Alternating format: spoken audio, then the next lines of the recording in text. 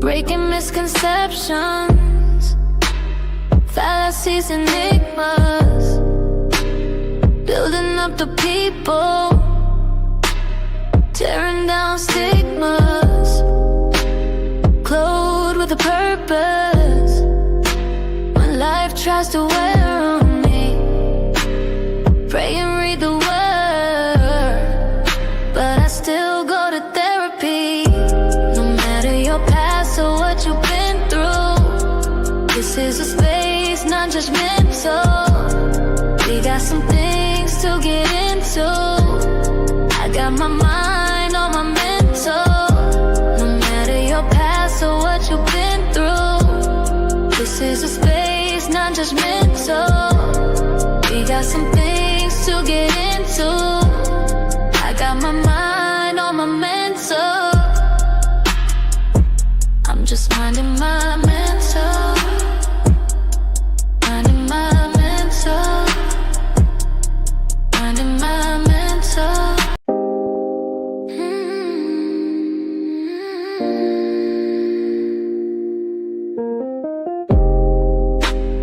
Breaking misconceptions, fallacies, enigmas, building up the people, tearing down stigmas, clothed with a purpose. When life tries to wear on me, pray and read the word, but I still go to therapy. No matter your past or what you've been through, this is a space, not judgmental. We got some things to get into. I got my mind on my mental. No matter your past or what you've been through, this is a space, not judgmental. We got some things to get into. I got my mind on my mental. I'm just minding my mental. Minding my mental. Minding my mental. Hello, everyone, and welcome back to Minding My Mental Health. I am Tenitria Williams, your host and facilitator for today's discussion. Thank you all for joining us today. I'm really excited to have you all. You guys know what I want you to do. I want you to hashtag live. Let me know where you are watching from.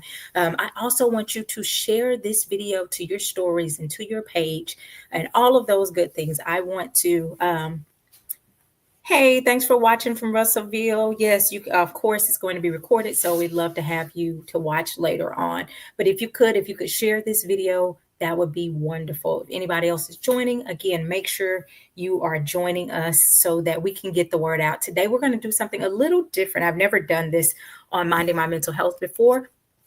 And so I just felt like a lot of stuff was going on, and I wanted to talk about things from a mental health perspective. So I looked at some things that have been trending over the past couple of weeks, and I want to talk about some of those things from a mental health professional / perspective, right? I think sometimes we hear things and we don't think about it from maybe a professional perspective. And so that's what I want you to do. If you will just get ready so that we can get started. So again, we're talking about things that you may have seen in the news, headlines all over. All of these topics are pretty well-known topics, so I don't think anyone will be surprised by anything that you're going to hear today, but I do think it's something that we can benefit and gain some insight from because the world we live in is often everything is sensationalized, but there are also opportunities for them to be teachable moments. So again, let's get into this. And we're going to talk about some things that we've seen on social media. You probably have had comments or at least had some thoughts about what you thought about these particular topics. So again, let's kind of get into it. We're going to share this video to a couple of places and people just so people can have time to jump in. Okay. I'm going to share it to a group.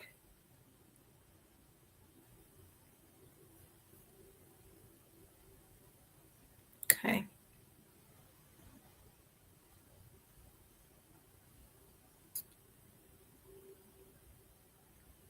Sharing Messenger.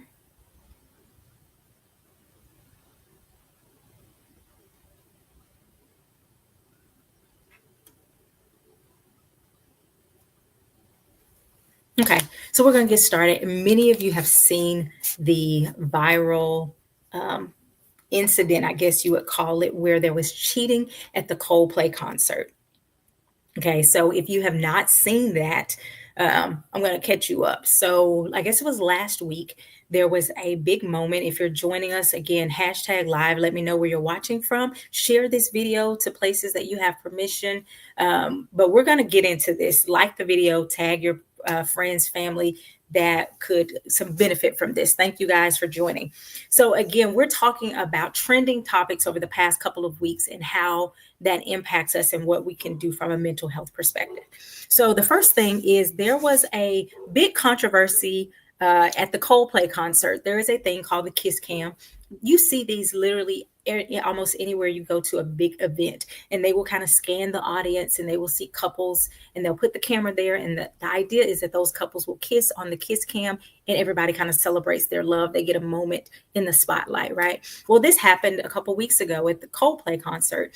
And instead of there being the normal kiss, what happened was both people separated. The woman covered her face and spun around. The guy ducked down. And the guy over the announcement said either they are.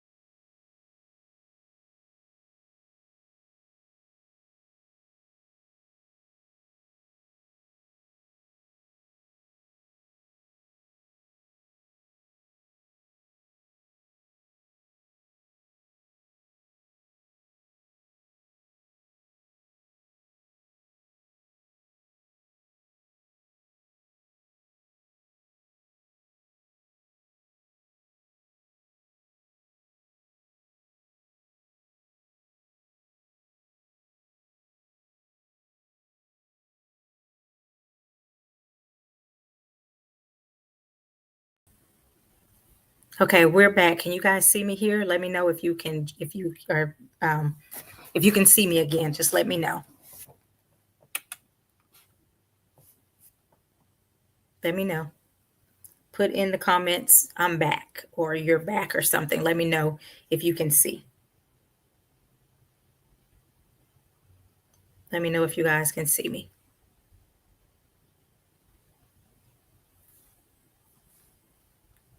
Okay. Can you see me?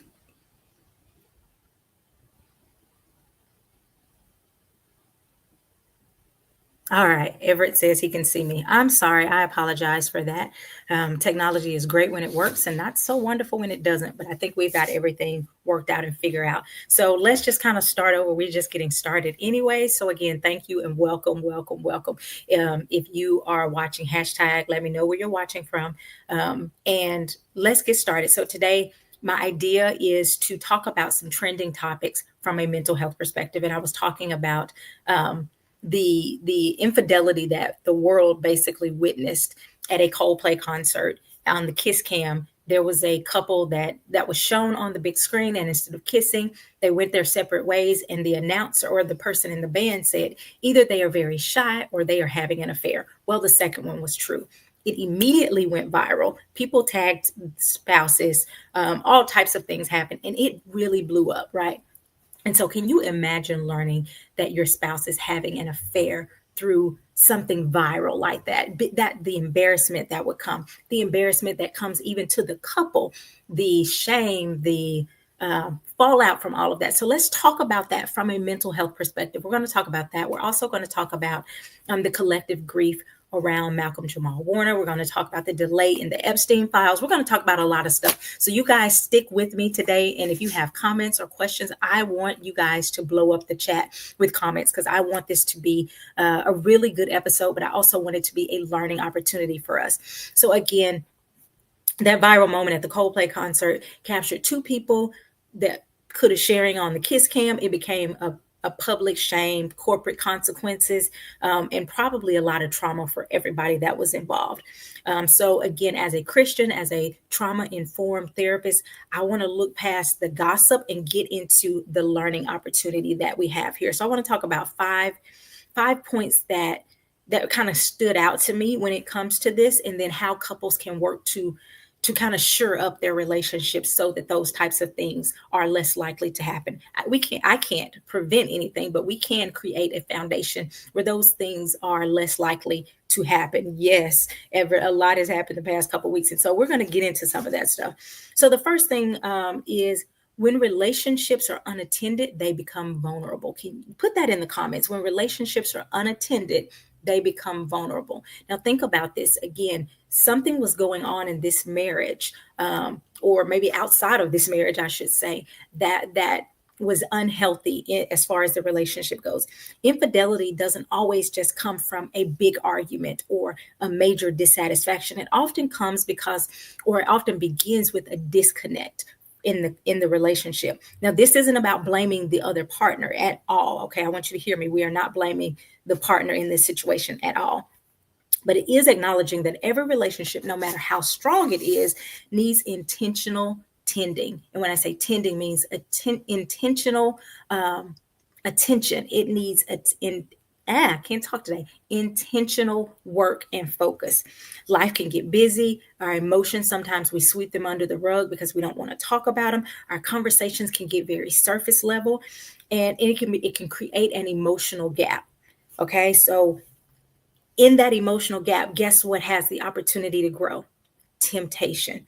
So not because one partner failed, but because neither of them noticed the slow fade until it became too much.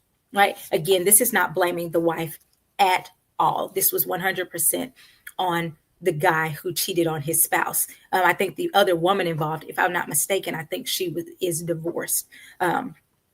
Either way, it's not blaming the wife, but we are saying that relationships have to, it takes both people to really pay attention to that. Now, one person could have been, this wife could have been attending and doing everything, and the guy was pulling away and not giving attention to his spouse, right? But again, they become vulnerable to cheating. They become vulnerable to all kinds of things when we don't give attention to them.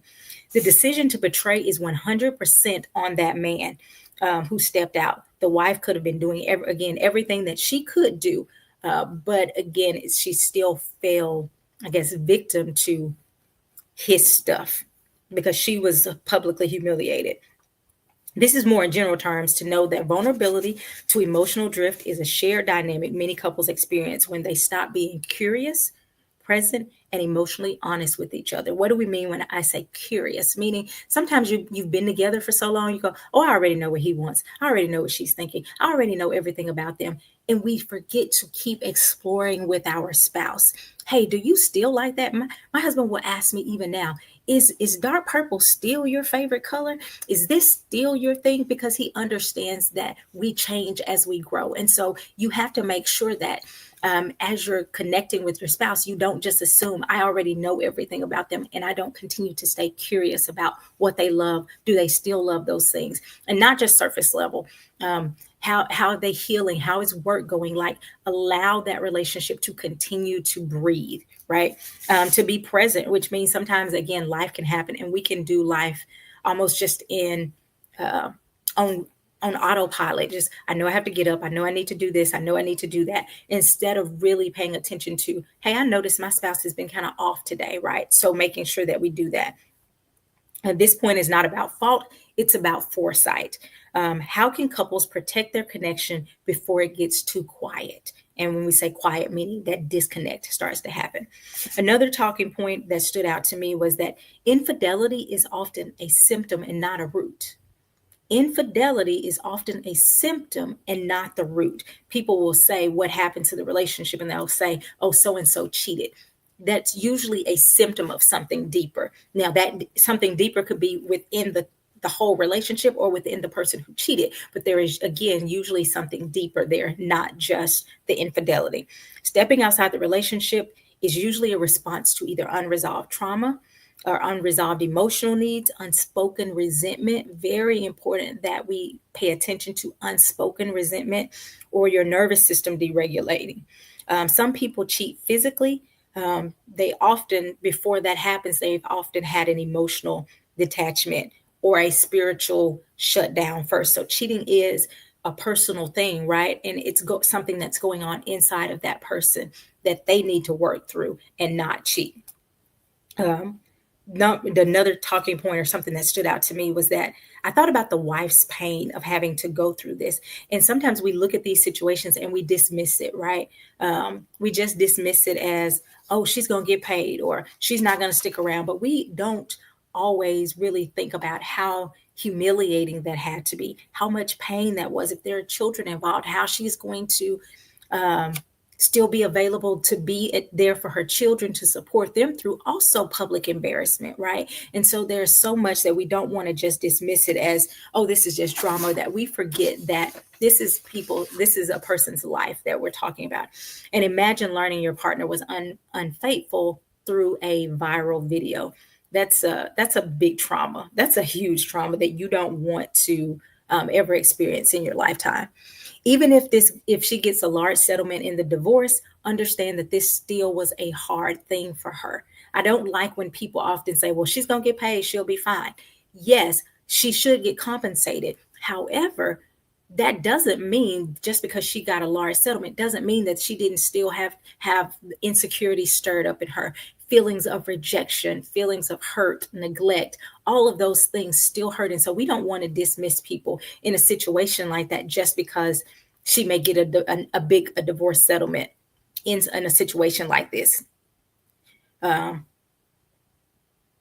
She was disgusted and humiliated. Yeah, absolutely. It wasn't just, hey, she found out about this from a friend that called her. She found out about this because it was literally all over the world in a matter of moments. It went viral very quickly. Number four, as far as like my things that stood out to me when talking about this, was secrets will eventually come to the light. Okay. Secrets will eventually come to the light. Excuse me. Luke, the 8th chapter and the 17th verse says, for there is nothing hidden that will not be disclosed, and nothing concealed that will not be known and brought to light. So again, secrets will come to the light. Put that in the comment. Exposure often feels like punishment, but from a kingdom perspective, it can actually be an act of mercy. Now, some of you may be thinking, how in the world could I be being exposed and that's an act of mercy? God doesn't expose us to embarrass us, but sometimes that exposure can be the breakthrough moment that you need to change your ways, right? He can use exposure to disrupt or interrupt destruction. I'm going to say that again. God can use exposure to interrupt or disrupt destruction. Whether it's infidelity, addiction, deceit, secret dysfunction, hidden sin, any of that stuff, it needs to be brought to the light. Now, most of us don't want it to be brought to the light in a public forum the way that this affair was, but it needs to be brought to the light. Why? Because that is God's opportunity. That's God's mercy saying, turn around now because you are headed for destruction. Hidden sin begets more hidden sin. What happens is once you begin to sin, you begin to feel invincible. Oh, they can't stop me. Or the shame kicks in and says, if I say something, I'm going to be so embarrassed. And so you continue to do that. Either way, you stay trapped in that cycle of sin because you won't open yourself up. And so exposure is a great opportunity for a change of heart and a renewed outlook on that situation, and an opportunity for you to change from going in a destructive direction. The emotional and spiritual cost of living in secrecy is heavy. Shame grows, anxiety rises, and the enemy gains access through unconfessed patterns. I'm going to say that again because I think it's really powerful. The emotional and spiritual cost of living in secrecy is heavy. Shame grows, anxiety rises, and the enemy gains access through unconfessed patterns. So, when exposure comes, as painful and as shameful as it may be, it can actually be a divine intervention, almost like a wake up call or a reset, a chance for you to turn around, confess, and rebuild. Okay. So, again, as much as we don't like to be exposed, it can be actually an act of love because this is God's opportunity to say, hey, you need to turn around. If you have been exposed in some way, maybe not on the national stage or the World Wide Web, but if you've been exposed, here's some things that you can remember. It doesn't mean that you are beyond redemption. If you've been exposed, if you cheated, if you were struggling with an addiction, if you have some kind of secret, hey, that exposure doesn't mean that you've gone too far. It doesn't mean that God is done with you. It may mean that you have too much to lose for God to just take his hand off you. And he's giving you an opportunity to do that. When David messed up, this isn't in my notes, but when David messed up with Bathsheba and did all of the things that he did, God brought someone into his life to expose it. He said, hey, this thing is happening. And once he was exposed, once he heard about what was going on, David said, this person deserves a major consequence. And that's when the friend said, hey, this person's is you, and he was like, oh my gosh, I didn't even realize why. Because when we get so caught up into secrecy and that type of thing, what will happen is we stop recognizing our own stuff. Our I'm going to say it in our terms, our poop stops. We stop smelling our own poop. It no longer stinks, and we don't realize just how stinky it is to other people and to God. And so it's important that we recognize that exposure can be an act of love because it's intervening so that you can have a change in direction. So repentance is not just saying I'm sorry, it's about changing direction. And healing starts where honesty begins. Healing starts where honesty begins. And accountability, while uncomfortable, creates a structure where transformation becomes possible. So God doesn't just want you to clean your image. He wants to heal your integrity. He wants you to be whole, not just hidden. Not hidden. He wants you to be whole. So if you're walking through the aftermath of exposure, whether you've been found out or not, or you're just hurt or any of that stuff, lean into God's grace. As much as this is shameful and it feels bad, lean into God's grace. Lean into community that can walk you through it and not shame you, okay? The next point, I think, is healing starts with responsibility and not just an apology. So many times, if you are the person that messed up and you want to restore something in a relationship, now, again, we're talking about the situation that happened at the concert, but it could be any area of your life. Just saying I'm sorry is not the end of that. Just saying I'm sorry does not bring healing. I'm sorry is not a strategy. Restoration after betrayal means owning what you did, not just saying I'm sorry, but owning it, right? And when I say owning it, that means I'm willing to take responsibility to do what is necessary for the healing process, meaning I'm willing to go to counseling. If I need spiritual deliverance, I'm willing to walk through that deliverance. I'm willing to give you my location. I'm willing to be vulnerable with you. I'm willing to do individual counseling, whatever is needed. I'm willing to do that so that it does not become this thing. Here's the thing. You don't have a right to tell the person that you hurt how long it takes them to heal.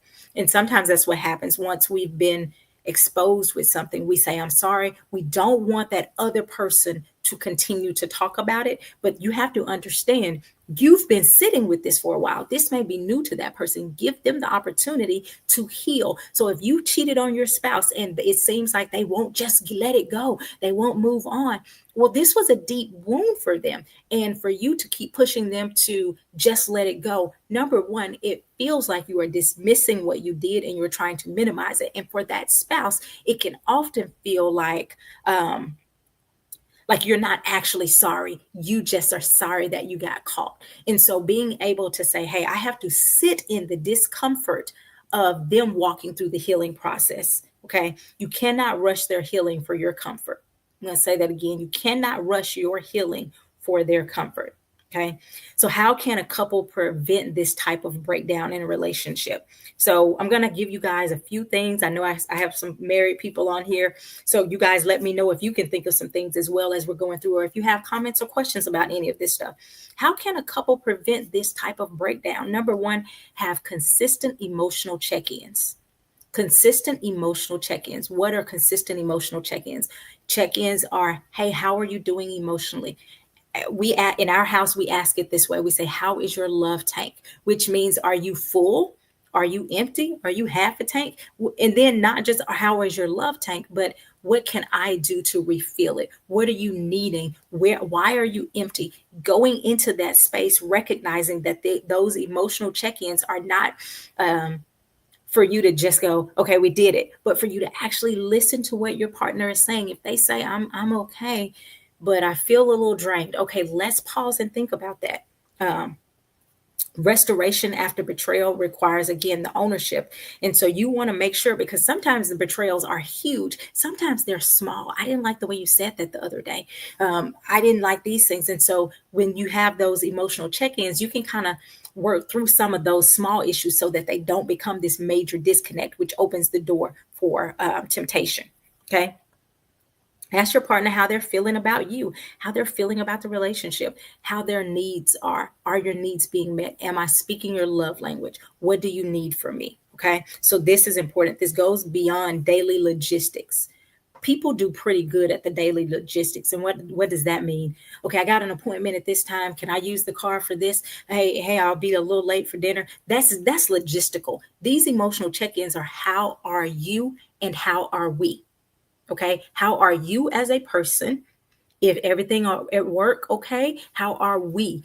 You may be struggling at work, but we're good. Okay. How can I help you with the struggles you're having at work? So it is truly an emotional check-in, and not just the task of talking about your day-to-day responsibilities. Don't assume that silence means satisfaction. So many times you say, well, nobody ever said anything. Well, did you see a change in behavior? That's an opportunity for an emotional check-in. If you saw a change of behavior in your spouse, again, it may not have anything to do about the relationship, but it could be a huge moment for you to take an opportunity. Okay. So let's go to the next one. How to try to prevent these types of breakdowns. Stay curious. I talked about that a little bit earlier. Staying curious, not just comfortable. Oftentimes when couples have been married for a while, they get very comfortable. Oh, I know them. I know she doesn't want to do that. Oh, she'd never want to go out to that concert. She'd never want to do this. Well, ask anyways. If you think it's a possibility, stay curious. Get to know that person all over again every day. Stay curious about your spouse. Do you still like when I do this? Do you still hate when I do this? Do you want to do something new? I know you wanted to go to Paris, but let's say we hit that goal and we go to Paris. What would be your next place that would be on your bucket list? Like, stay curious about your partner.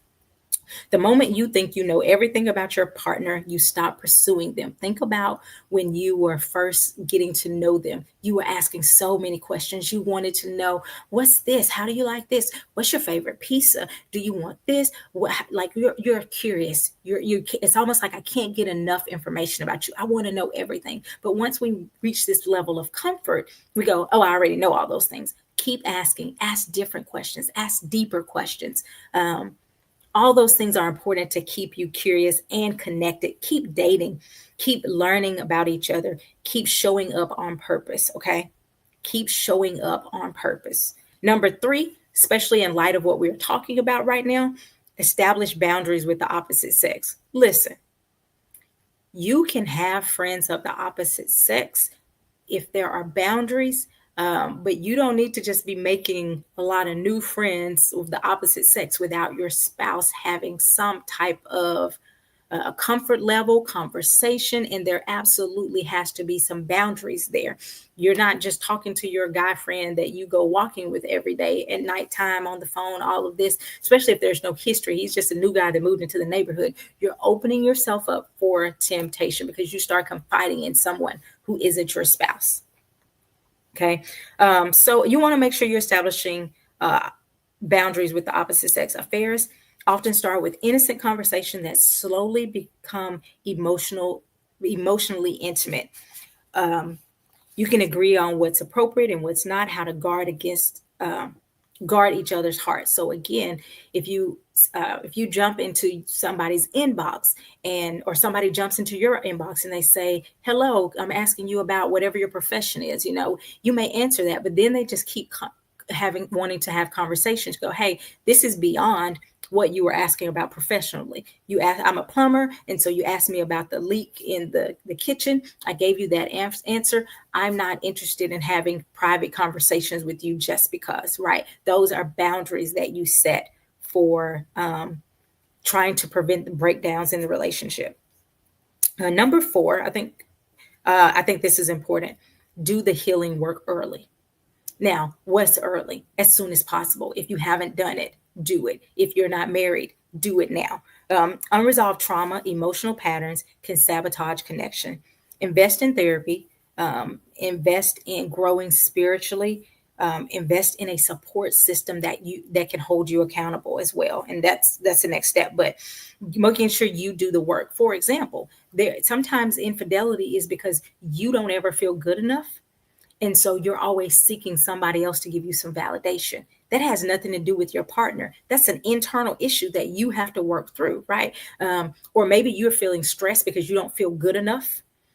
In your marriage, things are hard, and marriage takes intentional work. And maybe that intentional work is something that you haven't learned how to do. And so it's easier for you to just go out and get with somebody new who you don't necessarily have to do the hard work with. You just do the fun parts with.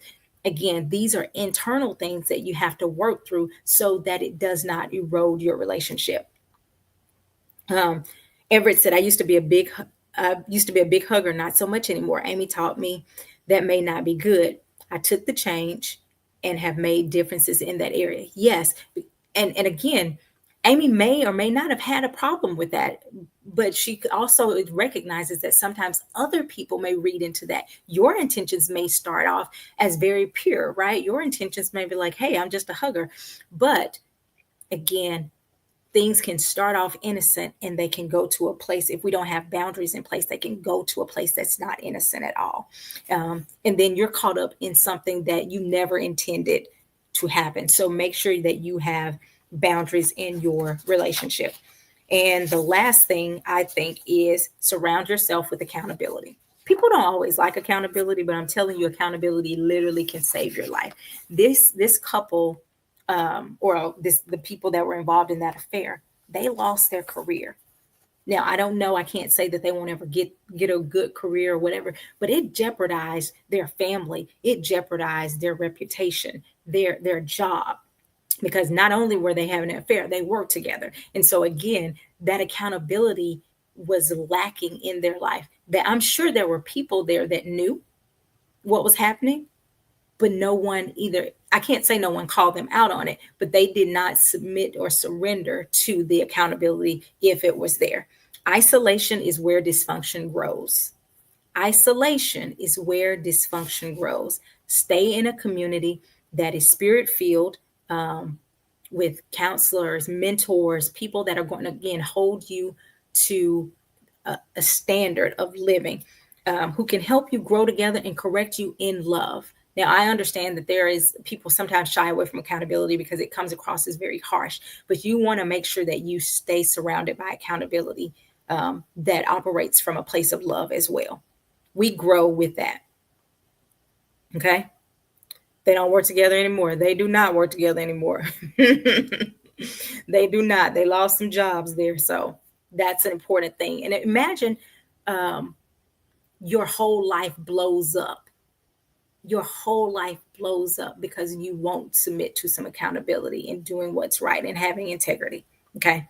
So does anybody have any questions about that topic? That was one that literally went across the internet so fast. It blew up so quickly. Does anybody have any comments or questions about that before we get into kind of something else that we are talking about or that we saw this week in the internet? The girl beside them had a huge smile on her face, kind of actually set this all up and helped to fuel this. It was intentional. She was not happy with them. Okay. So yeah, I don't know all the details of that. And I have seen that perspective, that the girl who was kind of smiling on the side may have set up this kind of exposure in that way, right? I don't know if she had tried to hold them accountable and they didn't listen. I don't know if she was jealous. I don't know about that stuff, so I can't speak to it. But what I do know is that I'm sure there were opportunities for them to say, this isn't right. And we need to, we need to stop this and we need to operate with integrity, even if it's not from a Christian perspective. Their job, I'm sure, had ethical guidelines and rules in which were being violated. And so you have to have a standard that you live by. We cannot just, well, I guess we can, but there are going to be some major consequences when you just live all willy-nilly without the consideration of the rules and how your behavior impacts other people. Okay. Yeah. Yeah. It's not right. But again, I don't know what happened there. And I've seen a lot of different things. I saw a letter that showed that the wife wrote something, and then they said that's actually not confirmed that she wrote that. So the internet has a lot of speculation, and I'm not here to perpetuate speculation, but I am here to say that this is an opportunity for us all to stop and say, how can we um, look at our own relationships, and how can we learn from this thing that happened to them publicly so that we can prevent some of these things in our own life. Okay. Another thing that was, I don't even want to call it trending. It happened. There was the death of Malcolm Jamal Warner. There was also the death of Ozzy Osbourne. And just today, I learned that Hulk Hogan passed away as well. And so when you hear about celebrity deaths, I will be very honest, I was not impacted as deeply by Ozzy and the Hulk. I remember the Hulk when I was little, and I remember some of him coming out with some political stuff later on in life. But Malcolm Jamal Warner, that one actually, it hurt more. I felt like he was a part of our collective family, right? The transition of Malcolm Jamal Warner, he wasn't just a celebrity for many people. He was a symbol of stability, dignity, creativity, and excellence in Black media specifically. And the reason we say this, I can remember being a child and knowing that on Thursday nights we were going to we were going to watch the Cosby Show. Okay, we were going to watch the Cosby Show. We were going to watch this as a family. We were going to laugh, and that family came into part of our family, and not just as a child in my family. I can remember even talking to my teachers, and I remember Miss Bethay, and she was an older teacher's age. She was like I said, she was quite a bit older even when she was there at the time when I was a little girl. And she would say, who's going to watch the Cosby Show tonight? Because it was such a cultural statement, not just in the Black community. For the U.S., the Cosby Show was a cultural statement. But in the Black community, it really was breaking down of stereotypes and, different things like that. And so, he was a part of our childhood, our cultural memory, and our vision of Black masculinity that was not rooted in trauma or drama or these stereotypical tropes that we often see. He wasn't a gangster. He wasn't on drugs. He wasn't, they portrayed him in the light that many of us actually live. Right. We said, yeah, Theo actually could be my cousin or my brother, or for a lot of people, he was someone's first crush and that kind of stuff. So we call this collective grief. And that's when someone public passes, but it taps into a shared emotional memory. Right. We all have memories of watching him grow up. And of course, he grew up after the Cosby Show. He went on to do many, many other things that were not associated with the Cosby Show. He went on to be a producer. He was a poet. He was a musician, all types of things, right? And so, again, it taps into that collective grief. Here are some things that you can do if you find yourself grieving over a celebrity in a situation like this. Number one, honor that grief. Honor that grief. Even if you didn't know him personally, which many of us did not. Some people, I did see a lot of people posting pictures where they had met him, in their life, but many didn't know him on a personal level. You don't need to have a personal connection to feel the loss. For many Black folks, grief is layered as far as, feeling like, oh man, that was actually a good representation that I hate to see that person go out. Yeah, he won Grammy. He really was an amazing representation, an amazing person from all that I can see and tell. Um, the death of a figure like Malcolm Jamal Warner can often open up wounds of losing your own father, or feel like, missing out on something, with brothers, unhealed dreams, all of that kind of stuff begins to stir up. So it can bring up other emotions. One of the things you can do is to practice naming the grief. So you can actually name the grief, but then express the gratitude. Hey, not only I feel the grief, but I also appreciate everything that came from his life, right? The moments. I was just telling my husband, yeah, I think it was yesterday, that I was watching a clip. Someone posted clips of, scenes where Theo was in the Cosby Show. And I knew what was going to happen. And I was literally laughing out loud, cracking up. And I'm thankful for that, for those moments that we still have. And then how you want to move forward from that grief. What will you carry with you forward? The fact that, hey, there are opportunities that I need to step into, like he did. He stepped into, doing different creative avenues. Maybe I don't want to keep holding myself back. Okay. The other thing, number three. So the first thing is, to just recognize that we have collective grief. Number two was honor that grief. Three, give yourself permission to mourn. Give yourself permission to mourn. Again, that doesn't mean you have to go to the funeral or so anything like that. But if you need to cry, I did cry. The first day I did a post, I was talking about it, and I had to start over a couple times because I kept crying.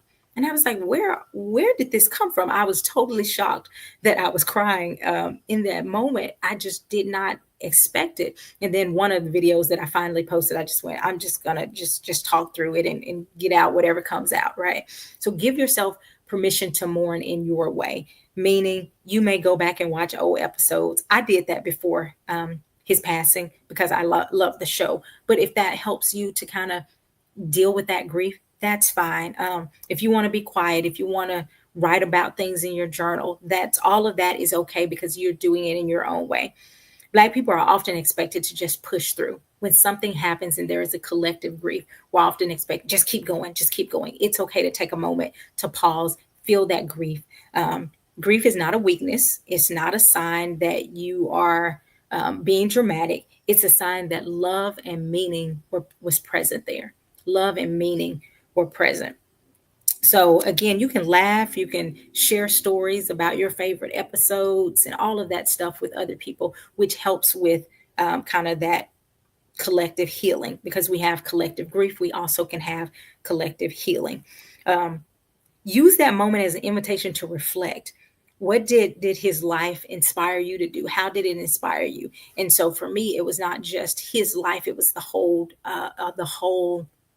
idea of what the Cosby Show represented, and how those children were able to go on from that show to other great things. Um, Let the grief become a teacher. How does his legacy inspire what you want for your legacy? Start to begin to be reflective of, okay, that was his legacy. These are some things that I noticed about his life and legacy. What do I want my legacy to be? Reflect on how you want to build your future. Okay, so let it inspire you and not just be a place of grief. Again, hold space for the grief, but also allowing that grief to be a place, that causes reflection for you, so it can inspire you to leave your own beautiful legacy. The next thing is healing together, talking about it. Um, Again, talking about your episode, your favorite episode, calling a friend, sharing your memory, all of those types of things can actually help you to feel a sense of, comfort during those types of times. Okay.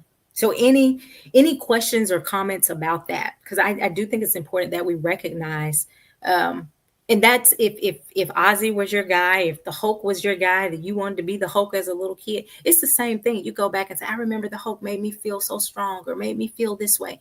It's okay to share those experiences, right? Because that helps you to move forward and to heal. Okay. Now the last, top. Well, I want to see, do you guys have any questions or anything about, or comments about grieving, and how that works from a mental health perspective? Yeah, Karen said at UAPB they used to all get into one room and watch, the Cosby Show. Why? Because that was again a huge cultural staple in the Black community. I would say in the the US, but definitely in the Black community, the Cosby Show was a big deal. And I don't think people often realize what a big deal it was for us in that generation. Okay, so the last thing I have down in my notes um, is something that may be triggering, so trigger warning. But I do want to talk about it because it's something that we are seeing that's trending, and that people are saying we want question, or we have questions, we want answers, and that is all this stuff going on with the Epstein files, the delay of releasing it, the trying to distract from releasing the files. And there was a recent credible report that certain the president's name was in, listed in there, and all of those types of things, right? Many people said, hey, we already knew that. But what happens when these types of things happen? And again, we want to look at this from a mental health perspective. This isn't just about people being nosy or about people being curious. This is about, we talked about collective grief. This is about collective trust, or maybe in this situation, collective mistrust.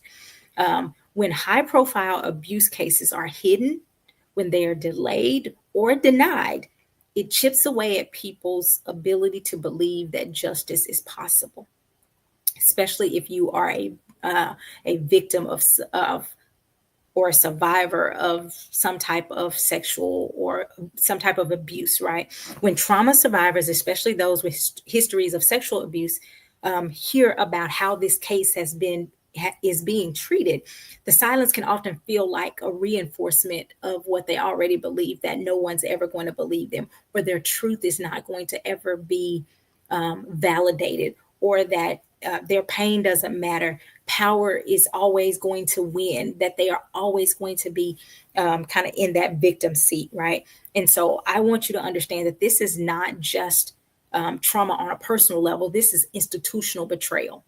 Because it feels like not only did I get betrayed on a personal level, when I see it on a massive scale, it feels very much like a double whammy. That deep emotional injury that occurs when systems that were meant to protect the government, the judicial system, when they instead protect the abuser, or they are silent about the abuse, it often comes across as double abuse or double violations. It can trigger old wounds in survivors. So again, if this types of thing begins to trigger old wounds for you, you are not crazy. You're not being extra. Um, your feelings feel like they're being dismissed. You fear that the truth will never come out.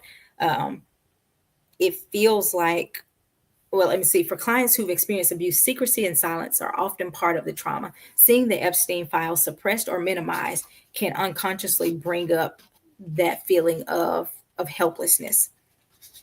It can also bring up this deep sense of deep shame, even if it's never said out loud. You may be thinking, if they can hide this, they're definitely not going to believe my story, right?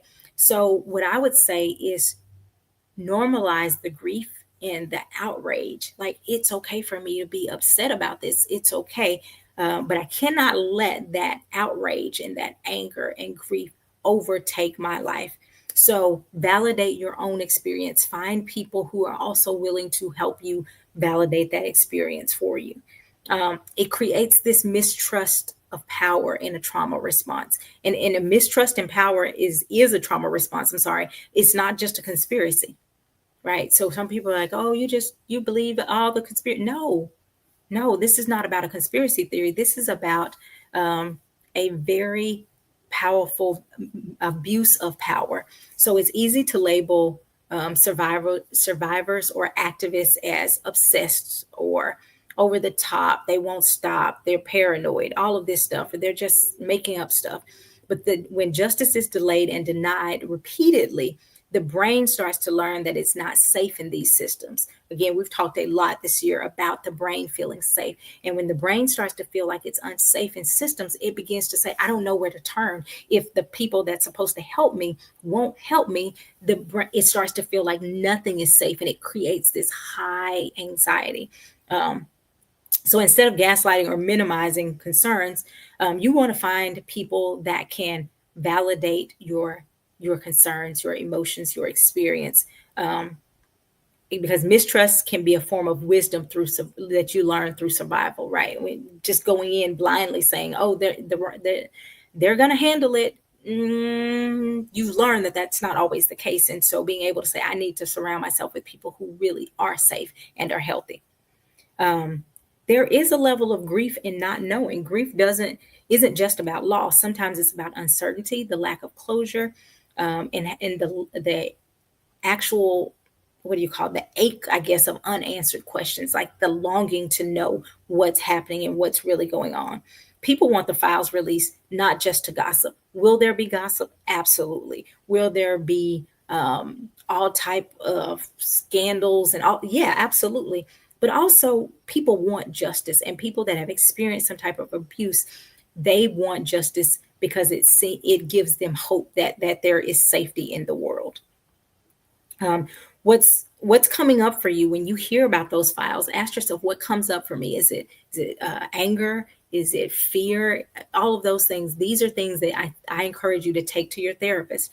Walk through that process of those emotions that are coming up. I can remember, this was the first time Donald Trump was elected. He was running against Hillary. A client came into the office and was devastated because of their own abuse situation. They begin to feel what we're talking about now, that the systems set in place don't care about them. And so it brought up a lot of anxiety. So be very mindful that if you're having these thoughts and these feelings around this subject, you're not crazy. You're not just some conspiracy theorist. You want answers because that gives a sense of safety. Um, what you can do when the system feels bigger than you. Again, we're looking at systems where there's a lot of power.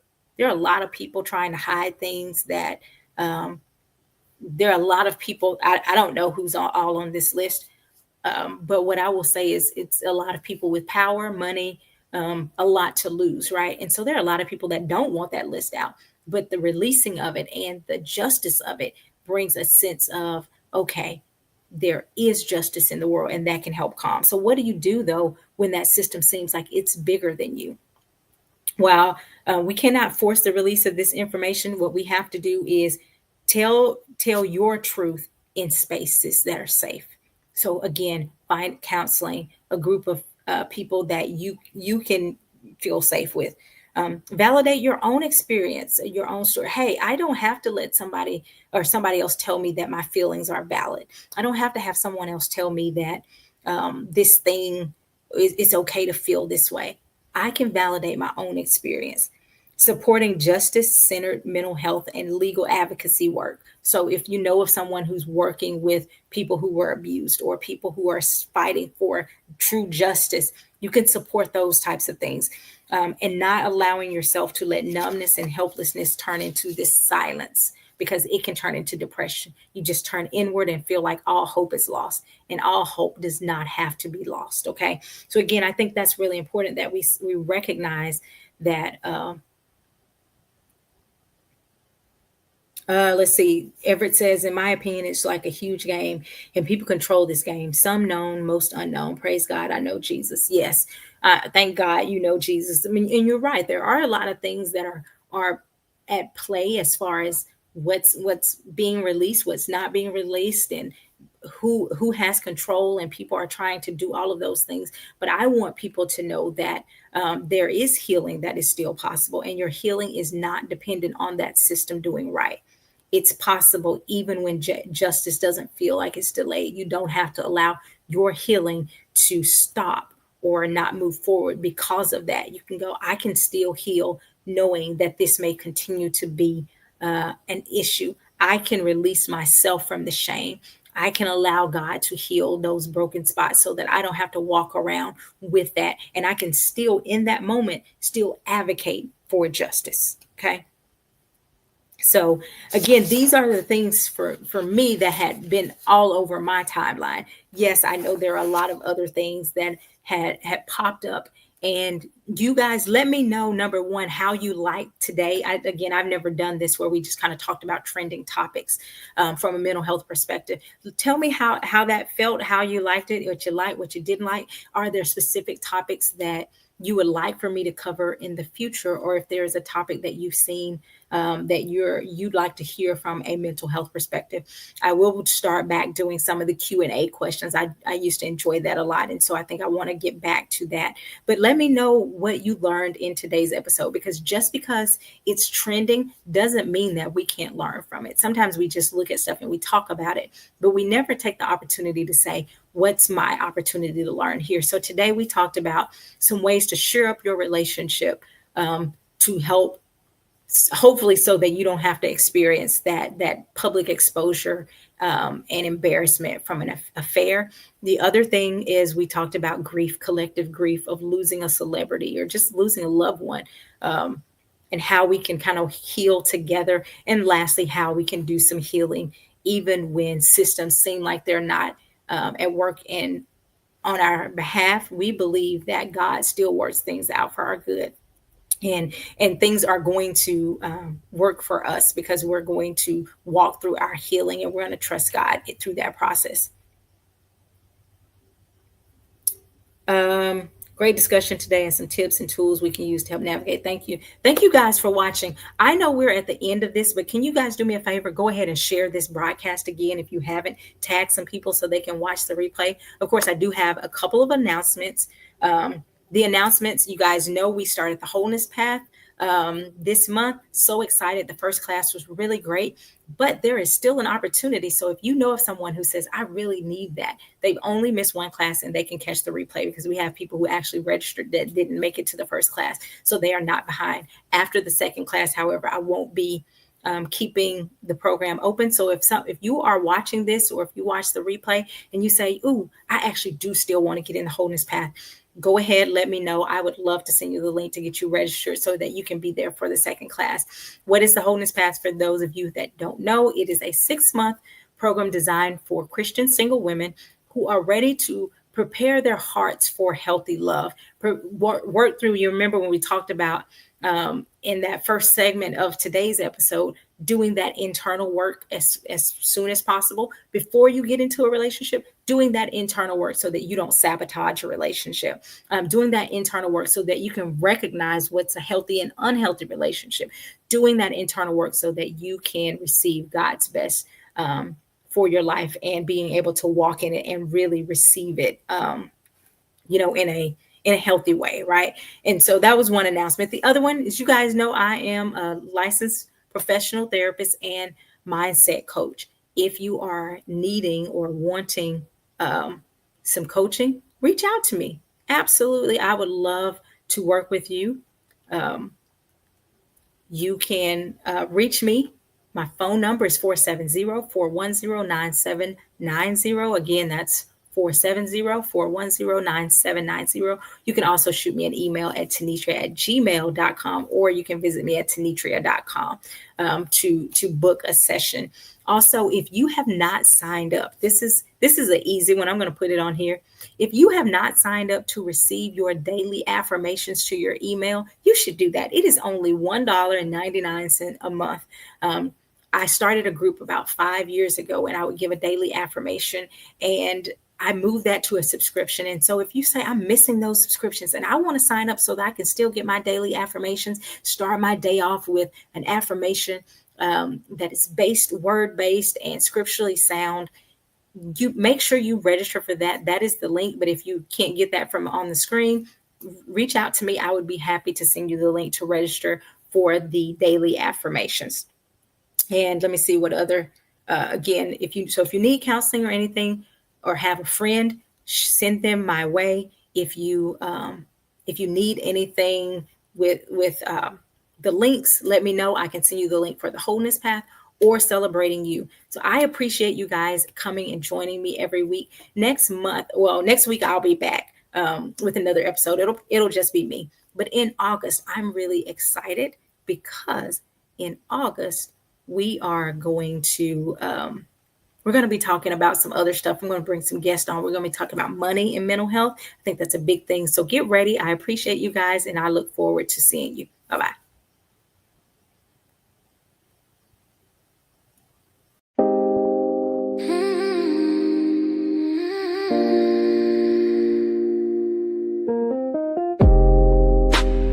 Breaking misconceptions, fallacies, enigmas, building up the people, tearing down stigmas, clothed with a purpose. When life tries to wear on me, pray and read the word, but I still go to therapy. No matter your past or what you've been through, this is a space, not judgmental. We got some things to get into. I got my mind on my mental. No matter your past or what you've been through, this is a space, not judgmental. We got some things to get into. I got my mind on my mental. I'm just minding my